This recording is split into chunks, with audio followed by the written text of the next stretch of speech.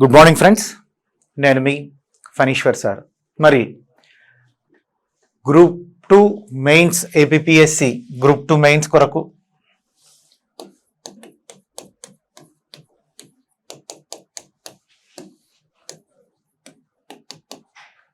ఈ మెయిన్స్ కొరకు మనం 100 days స్ట్రాటజీ అన్నటువంటి ప్రోగ్రామ్, 100 రోజుల ప్రణాళిక అన్నటువంటి ప్రోగ్రామ్ని మనం పెట్టుకోవడం అన్నటువంటిది జరిగింది. మరి 100 రోజుల ప్రణాళికలో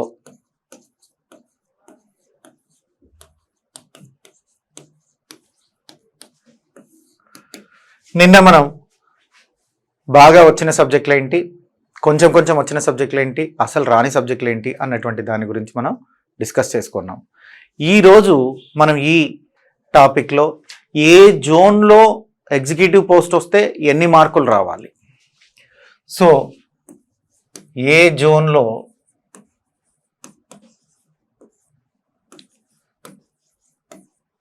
ఎన్ని మార్కులు రావాలి,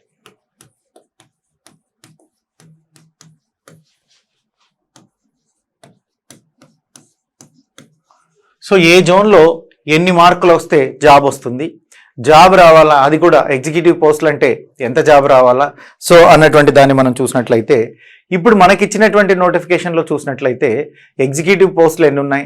we are discussing about the only executive పోస్టులు. నాన్ ఎగ్జిక్యూటివ్ పోస్టుల గురించి మళ్ళీ మాట్లాడదాం, పూర్తిగా ఎగ్జిక్యూటివ్ పోస్టుల గురించే మనం ఇప్పుడు మాట్లాడదాం. మరి మొత్తంగా మనకు చూసినట్లయితే ఉండేటువంటి దాంట్లో సో డీటీలు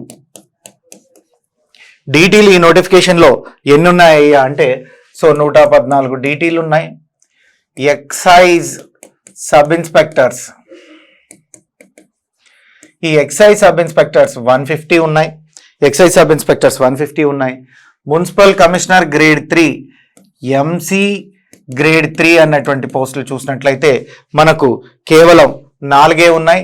ఇది మల్టీ జోన్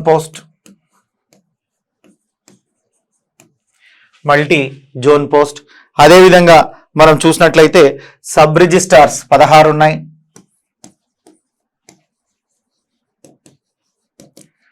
సబ్ రిజిస్ట్రార్లు 16 ఉన్నాయి. మరి వీటితో పాటుగా చూసినట్లయితే ఏఎల్ఓస్, అసిస్టెంట్ లేబర్ ఆఫీసర్ 28 ఉన్నాయి. ఇవి మనకు ఇప్పటి వరకు ఉండేటువంటి ఎగ్జిక్యూటివ్ పోస్టులు. మరి టోటల్గా చూసినట్లయితే ఓవరాల్గా సో ఎగ్జిక్యూటివ్ పోస్టులు ఎన్ని ఉన్నాయి అంటే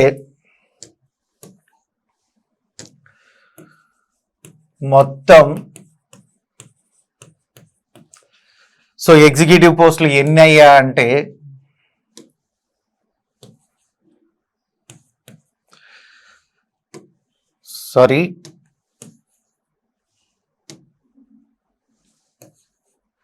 టోటల్ ఎగ్జిక్యూటివ్ పోస్టులు మనం చూసినట్లయితే దట్ ఈస్ ది 331 పోస్టింగ్స్ ఉన్నాయమ్మా.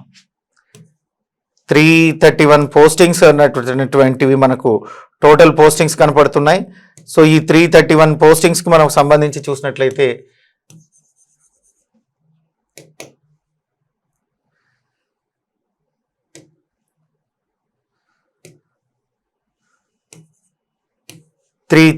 పోస్టింగ్స్ అన్నటువంటిది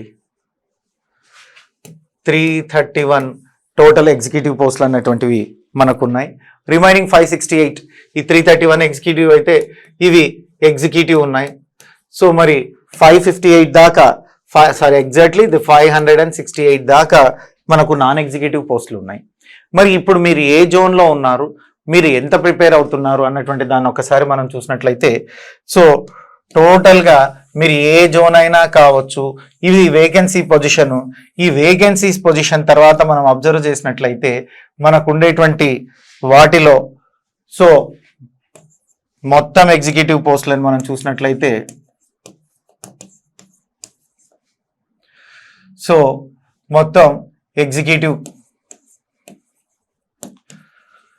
సో ఈ పోస్టులు 331 ఉన్నాయి. సో మొత్తం మనం చూసినట్లయితే ఇవి ఎగ్జిక్యూటివ్ ఏవైతే ఉన్నాయో ఆ ఎగ్జిక్యూటివ్ 339 పోస్టుల దాకా ఉన్నాయి. ఇక్కడ మనం ఈ 331 ఎగ్జిక్యూటివ్ పోస్టింగ్స్ కి మనం ఎలా ప్రిపేర్ అవ్వాలి, ఎన్ని మార్కులు వస్తున్నాయి అన్నటువంటిది, ఎన్ని మార్కులు తెచ్చుకోవాలన్నది. ఎందుకంటే లక్ష్యాన్ని నిర్ణయించుకోవడానికి ముందే సో మనం ఏ జోను ఎన్ని మార్కులు వస్తే మనం లక్ష్యాన్ని రీచ్ అవుతాం అన్నటువంటి దాని మీద మనకు అవగాహన ఉండాలి. మరి మనం జోన్స్ని చూసినట్లయితే జోన్ 1,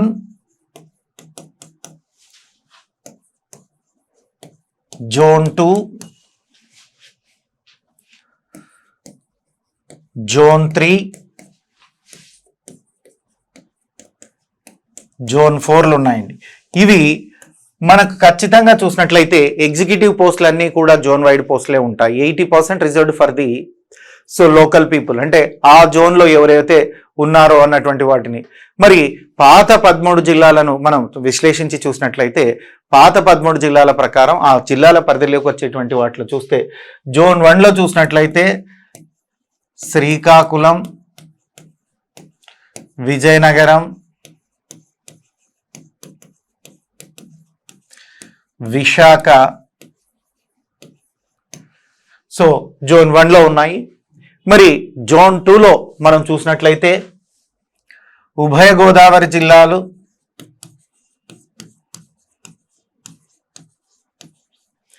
అదేవిధంగా విజయవాడ, ఉభయ గోదావరి జిల్లాలు 2 విజయవాడను కలిపి సెకండ్ జోన్లో ఉంచడం అన్నటువంటిది జరిగింది. థర్డ్ జోన్కి వస్తే గుంటూరు, ప్రకాశం, నెల్లూరు, నెల్లూరుని థర్డ్ జోన్లో ఉంచడం అన్నటువంటిది జరిగింది. ఇక జోన్ 4లో రాయలసీమ 4 జిల్లాలు ఉన్నాయి.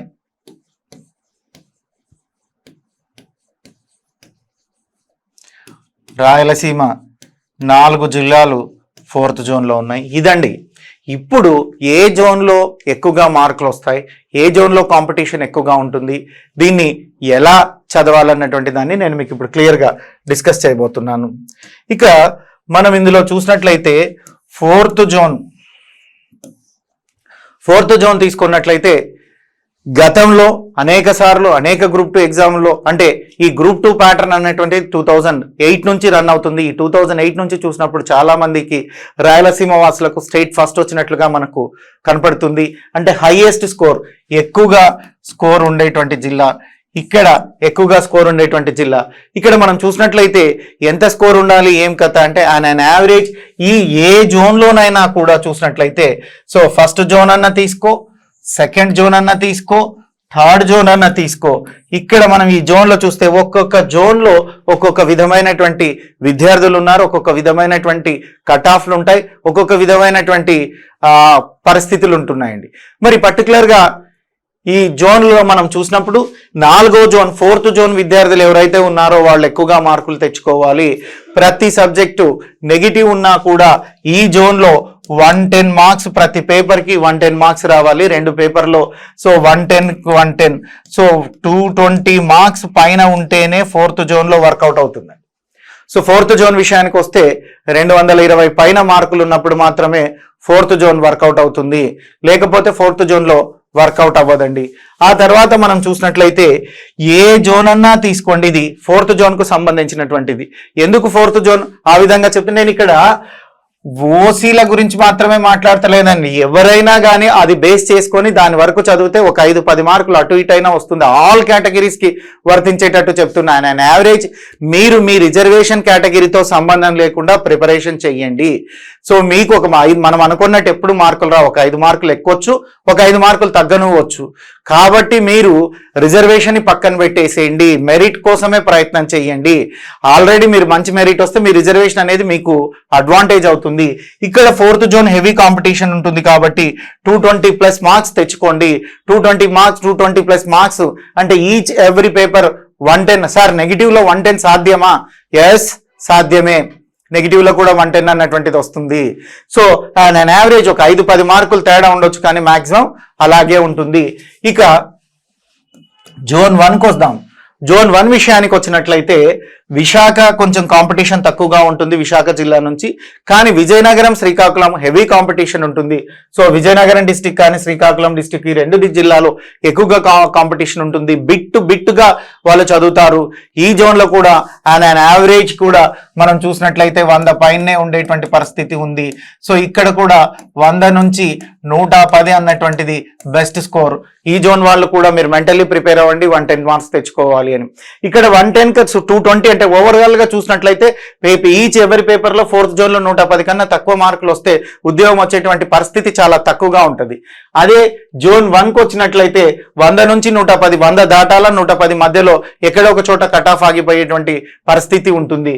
మరి ఈ జోన్ వాళ్ళు ఈ స్కోర్లు అంటే 2 పేపర్లో సో 100 నుంచి మోర్ దాన్ 200. నిన్న మొన్న నాకు విద్యార్థి ఒక ఫోన్ చేసి, సార్ మీ టెస్ట్ సిరీస్ రాస్తున్నానండి, పర్వాలేదండి బాగుంది టెస్ట్ సిరీస్, మరి నాకు ఒక 70 మార్కులు 80 మార్కులు వస్తున్నాయి, నెగిటివ్లో ఈచ్ పేపర్లో 70 మార్కులు 80 మార్కులు వస్తే సాధ్యమేనా, నాకు ఉద్యోగం వస్తుందా, మరి నాకు అబద్ధాలు చెప్పడం రావద్దు, ఆ స్కోర్కి కొంచెం కష్టమేండి, ఈ మార్కులు మీరు ఉంటేనే ఏ జోన్ అయినా కూడా సో మోర్ దాన్ 100 మార్క్స్ మీరు సెక్యూర్ అవ్వండి. ఇక్కడ చూసినట్లయితే శ్రీకాకుళం విజయనగరం ఉండేటువంటి విద్యార్థులు ఎక్కువగా బాగా చదువుతున్నారు. అంటే మంచి బిట్స్ అనేటువంటి మిగతా విద్యార్థులు చదవరని కాదండి, ఎక్కువగా ఫోకసింగ్ ఉంది. రాయలసీమ జిల్లాలో ఎక్కువగా స్కోర్స్ ఉన్నాయి. అదేవిధంగా గుంటూరు దగ్గరకు వచ్చినప్పుడు గుంటూరు, ప్రకాశం, నెల్లూరు ఇక్కడికి వచ్చినప్పుడు కూడా ఇప్పుడు పరిస్థితులు మారాయి. ఉద్యోగం అన్నటువంటిది ఎవరికైనా అవసరం, ప్రతి ఒక్కరు కూడా గట్టిగా చదివేటువంటి పరిస్థితి ఉంది. మరి ఇక్కడ కూడా చూసినట్లయితే ఆయన యావరేజ్ 100 దాటండి. సో 100 క్రాస్ అవ్వాలి, 110 మార్కులు ఉండాలి. ఏ జోన్ అయినా పర్వాలేదు. ఇక ఉభయ గోదావరి జిల్లాల్లో చూసినట్లయితే చదువులో బాగున్నారు, so well established business people ఉన్నారు కాబట్టి ఇక్కడ కూడా మంచి స్కోర్స్ రావాల్సిందే. అంటే ఓవరాల్ గా ఇక్కడ కూడా 110 మార్క్స్ మీరు సెక్యూర్ చేయండి. ఓవరాల్ గా మీరు ఏ జోన్ లో చూసినప్పటికీ కూడా అన్ని జోన్లో కూడా 92 అండ్ యావరేజ్ ఏ జోన్లో చూసినా 100 మార్కులు అన్నటువంటిది యావరేజ్ అండి. 100 మార్కులు అన్నటువంటిది యావరేజ్గా మనకు రావాలంటే సగటు 100 మార్కులు తెచ్చుకోగలగాల. ఎవరికైనా ఈ 100 మార్కుల కన్నా తక్కువ వస్తే ఉద్యోగం రాదా అంటే కొందరికి రావచ్చండి. అది వాళ్ళ రిజర్వేషన్ మీద ఆధారపడి ఉంటుంది. అది ఎగ్జిక్యూటివ్ పోస్టా నాన్ ఎగ్జిక్యూటివ్ పోస్టా అన్న దాన్ని బట్టి ఉంటుంది. సదరు విద్యార్థులందరికీ నేను ఒక చేసేటువంటి రిక్వెస్ట్ ఏంటంటే మీరు ఖచ్చితంగా ఎగ్జిక్యూటివ్ కొట్టాలి, ఖచ్చితంగా డీటీలే కొట్టాలి, ఖచ్చితంగా మున్సిపల్ కమిషనరే కొట్టాలి. ఈ విధమైనటువంటి టార్గెట్స్ ఉంటే ఖచ్చితంగా ఈ స్కోర్లనే మీరు టార్గెట్ చేసి చదవండి. 120 పైన రావాలని చదివితే అక్కడ మనకు ఒక 20 మార్కులు తగ్గి సో మనకు 100 వచ్చేటువంటి పరిస్థితి ఉంటుంది. మనం టార్గెటే 70లో 80లో పెట్టుకుంటే ఇంకా తక్కువకి పడిపోయేటువంటి ఛాన్స్ ఉంది. కాబట్టి మిత్రులారా 60-70 మార్కులకు ఉద్యోగాలు వస్తాయన్నటువంటి మాటలు నమ్మకండి. ఏదైనా కానీ ది బెస్ట్ ఉండాలి. బెస్ట్గా ఉంటే సరిపోదు. ఇప్పుడు ఉండేటువంటి కాంపిటీషన్కి బెస్ట్ ఆఫ్ ది బెస్ట్గా ఉన్నప్పుడే మనకు సర్వీస్ అన్నటువంటిది వస్తుంది. ఎట్లా చదవాలి ఏం కథ అనేది నేను ఒక్కొక్క చాప్టర్ తీసుకొని మీకు చెప్తాను. ముందుగా అయితే ఏం చదివినా ఈ జోన్ల వారి ఇన్ని మార్కులు సెక్యూర్ అన్నటువంటిది కావాలి. యావరేజ్గా ఏ జోన్ అయినా కూడా 100 కన్నా తక్కువ మార్కులు అంటే ఈచ్ పేపర్ ప్రతి పేపర్లో 100 కన్నా తక్కువ మార్కులు వస్తే ఉద్యోగం మీద ఆశ వదులుకోండి. ఉద్యోగం మీద ఆశ వదులుకోండి. ఎటువంటి పరిస్థితుల్లో ఎగ్జిక్యూటివ్ వచ్చేటువంటి పరిస్థితి అన్నటువంటిది కనపడదు. 110, 120 మార్కులు సెక్యూర్ చేయండి. సార్ మరి పేపర్ 2లో సైన్స్ అండ్ టెక్నాలజీ ఉందండి, అదేవిధంగా ఎకానమీ ఉంది, అక్కడ స్కోర్ వస్తుందా? వస్తుంది. వచ్చే వాళ్ళకి ఖచ్చితంగా వస్తుంది. మీరు వచ్చేటువంటి పద్ధతి ప్రకారం చదివితే వస్తుంది. More than below 100 job expect చేయొద్దండి. కాంపిటీషన్ ఎక్కువ ఉంది. సార్ మొన్న ప్రిలిమినరీ క్వశ్చన్ పేపర్ చూసామండి, ఆ ప్రిలిమినరీ క్వశ్చన్ పేపర్లో ఇంత దారుణంగా ఉంది కదండి పరిస్థితి, మరి చాలా తక్కువ మార్కులకే ప్రిలిమ్స్ క్లియర్ అయింది కదా అంటే మీకు 1:100 ఇవ్వడం వల్ల మార్కులు తగ్గాయి.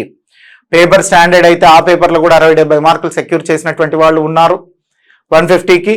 సో మరి ఇక్కడ కూడా గుర్తుపెట్టుకోండి, పోటీ పరీక్షల్లో ఒకే ఒక సూత్రం ఏంటంటే ఏ క్వశ్చన్ పేపర్ ఏదైనా పరీక్ష ఏదైనా 60%, 60% సెక్యూర్ తెచ్చుకుంటే మీరు రేస్లో ఉంటారు. 60% కన్నా ఎక్కువ తెచ్చుకుంటే మీకు జాబ్ గ్యారంటీ వస్తుంది. అంటే 150 మార్కులకు గాను 60% అంటే సో 150 మార్కులకు గాను 60% అంటే 90 మార్కులు. సో ప్రతి పేపర్ 150 మార్కులకు ఉంటుంది, కానీ ఈ 150 మార్కులకు 60% అంటే యావరేజ్గా 90 మార్కులు రావాలండి. ఈ 90 మార్కులు వస్తే వాళ్ళు ఇచ్చిన ఉద్యోగం మీరు తీసుకునాల్సినటువంటి పరిస్థితి వస్తుంది. అంటే మీకు ఆప్షన్ ఏమీ ఉండదు, వస్తే వస్తుంది లేకుంటే లేదు. నేనేం చెప్తున్నా, ఈ 60%ని కాస్త 70%కి చదవండి, ఇంకొంచెం మార్కులు ఇంకొక 15 పెరుగుతాయి. అంటే సో 105 మార్కులు మీరు సెక్యూర్. ఈ మధ్యలో 60 నుంచి 70% మధ్యలో మీకు వస్తే 90 నుంచి 105 మధ్యలో మార్కులు వస్తాయి. 90 నుంచి 105 మధ్యలో మార్కులు వస్తే ఖచ్చితంగా మీకు ఉద్యోగం వస్తుంది. జోన్తో పని లేదు, జోన్తో పని లేకుండానే ఖచ్చితంగా ఉద్యోగం అన్నటువంటిది వస్తుంది. ఈ విధంగా చదవండి. మనం ఈ 100 డేస్ నేను ప్రతిరోజు మీతోనే ఉంటా, ఏదో ఒక విధంగా మీ ప్రిపరేషన్లో నేను తోడ్పడుతూ ఉంటాను. సో సదా మీ విజయాన్ని ఆకాంక్షించే మీ Phaneeshwar sir, senior faculty, CSR academy. Thank you.